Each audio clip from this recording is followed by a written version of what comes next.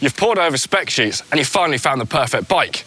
You've waited patiently for it to arrive, and now it's here and it's ready to go. It's new bike day! But before all this excitement boils over, I've got 5 top tips to make your new bike day a success. Now, stick around, because number 5 is enlightening.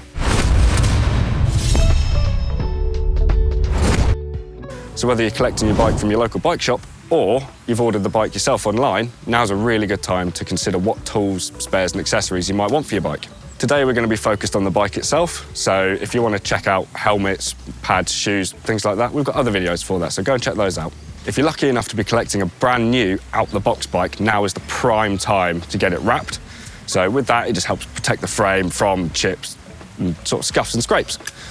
With that, you need a sort of immaculately clean bike for this stuff to apply really well. So either if it's just a strip of clear tape down on the underside of your down tube or a full wrap on a bike, get it done now. When it comes to spares, the first thing you should get ahead of time is a derailleur hanger. Now, a lot of bikes now are coming spec'd with a universal derailleur hanger, also known as UDH. Now, these are ready available. Loads of places have got them, so you can pretty much get them anywhere now that's got a bike shop. And yeah, save you having a long walk out if you do bend yours.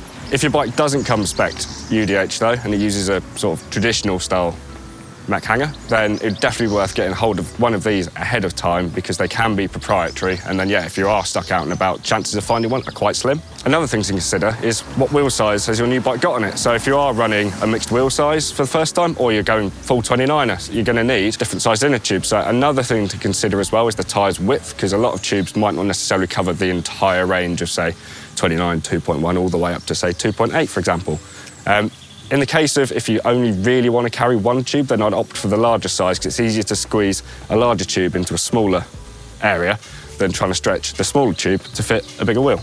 Another handy spare to have is a quick link. So these will vary from drivetrain to drivetrain. So if you're running Shimano, I'd stick with Shimano quick link, and if you're running SRAM, I'd stick with a SRAM quick link. Nice and easy like that. One thing to bear in mind is just how many gears has the bike got. So if you are sticking with the same drivetrain brand, but say going up a number of gears, you are going to want a different quick link for that still. Like I said, so a lot of these are sort of specific to the drivetrain on the bike. So if you are a little bit stuck, you can always consult the website you got your bike from for the spec, or if you're picking it up from the shop, the guys there will be able to help you out. More and more bikes now are coming with electronic components on them, and those electronic components need batteries. So with that, it's definitely worth having a spare with you, because it's no fun if your gears run out, if your dropper post runs out. You maybe get away with suspension lockouts run out, but your day will always be better if you've got that spare battery just to swap in should something go flat. And on that note, make sure you've put a little bit of charge into the batteries and you've actually fitted them to the bike. So I'd know a few people that say for the first time are running electronic gears and they've maybe left the battery at home. That's no fun, is it? It's worth checking to see if that new bike of yours has got any new bolts to you. So what I mean by that is your, I guess, current tool set might not have, say, like a T25 on it for making adjustments. So with that, yeah, just double check it, because then when you are out and about, you can make adjustments on the fly. So if you've got yourself a nice sort of comprehensive multi-tool, you can pop that in your pack or in your frame storage if you're lucky enough to have it. And then, yeah, make all the adjustments you want on the fly. Now we've covered spares and tools you might want to carry, how about the on-the-bike stuff? So things like computer mounts, bottle cages. Now's a really good time just to get yourself set up there and set yourself up for success.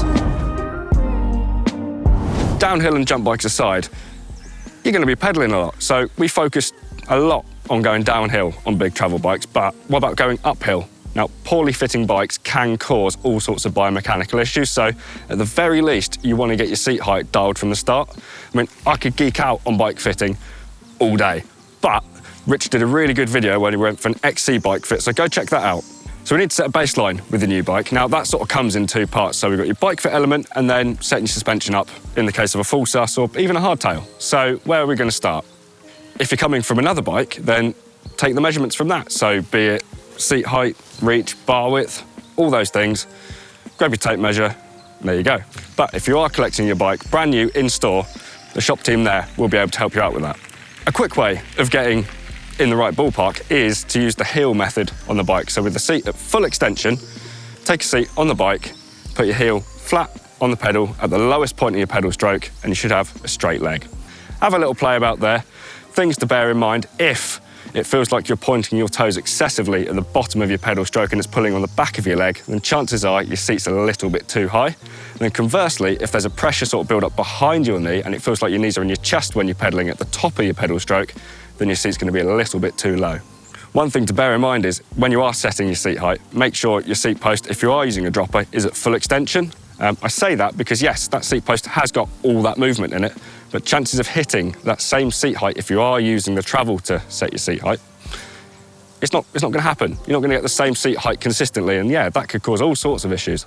So as part of setting your seat height, you need to consider the fore and aft on your seat rails. So what do I mean by that? So the further you put your seat post up, the further back it gets from that centre line of your bottom bracket. So what you might want to do, as I've done here, is put your seat a little bit further forwards. What that does is just stops your hip getting really tight at the top of the pedal stroke. And another thing as well, the angle of your seat. So yes, on the flat seat works, but as you start going uphill, you might find you're wanting to put your weight a little bit further forwards, in which case just tip the nose of the saddle ever so slightly. If you do find yourself making adjustments, it's perfectly fine. Everyone's a different shape and size, so of course, bike fit is completely unique to everyone. If you are making these adjustments, just make sure you are doing things up to the right torque, because the last thing you want is to be going uphill, downhill, anywhere, and something come loose. So part 2 of setting a baseline is, setting your suspension up. So this can be make or break in terms of your bike's handling. Again, it's completely personal to you, so there's no right or wrong answer here. What does help is setting this baseline for you then to work from. So you are going to be making adjustments here and there, and you're going to be changing it depending on where you're riding and maybe even what the weather's doing. So again, if you're coming from a similar bike, chances are you can take the numbers from that bike using something like a shock pump. And what do I mean by numbers? I mean your air pressure. So where do you start? Well, you're going to need a shock pump. A lot of bikes now are coming with these in the starter pack with the bike. Failing that, you can get one of these fairly inexpensively, but we're lucky enough to be partnered with Topeak, so I've got this one here to help me get my bike set up today. Or you can use a setup guide. So most bike companies and even suspension companies now offer sort of setup guides on their website. Now these, once you've put your rider weight in, so be honest with this because you'll thank yourself in the long run, they give you recommendations on pressures to put in your fork and your shock, even dialing into things, how many clicks of rebound and compression to wind on, and even tyre pressures. So these are recommendations. So again, just use it as a baseline and play about from there yourself. So as these are recommendations, put the recommended amount of pressure into your fork and shock, and then just double check it. There's no harm in that. And what do I mean by double checking? Well, on your fork, and in most cases air shocks, they'll have a little rubber ring on the stanchion that you can slide down to the seal. And once you've done that, hop on your bike very gently, and then maybe propping yourself up on something, just get yourself into that ready position. And what that means is it will just weight the bike like you're about to attack the trail. And that's called setting sag. So what this does is it sets a baseline, or your sag, essentially. Now, what is sag? It's sort of how the bike sits into its travel at an idle position. Owen did a really good video on this, so go and check that out. So it's worth mentioning, in the case of this propane Tyee, I was able to spec the coil weight on the shock when I ordered the bikes. Really handy setup guide, but if you are looking for a bike with a coil shock, there are third-party calculators that will help you determine that spring rate before ordering. And then you've got all the sort of micro adjustments on your fork and shock. So rebound, compression, things like that. So to get started, I normally set mine as neutral as possible and then go from there. You can wind on, wind off, it's all up to you. Now, if you are collecting your bike in store, the shop team will normally be able to help you out making these adjustments. I try and get as much done before I hit the trails because I know the excitement will just take over and I'll go riding.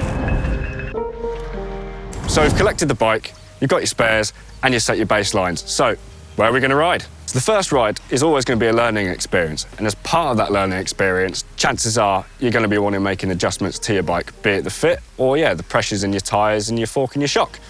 So maybe just put that epic day out on hold for a couple of rides. So on the first ride, I like to be somewhere familiar with repeatable runs and with a car park close by so I can come back and tinker between runs. We're lucky enough to have the FOD Trail Centre just round the corner from us, so that's where I've come today. Now, the handy thing with sites like these is they often have an on-site mechanic, so if you are struggling to make some adjustments, then I'm sure they'll be able to help you out.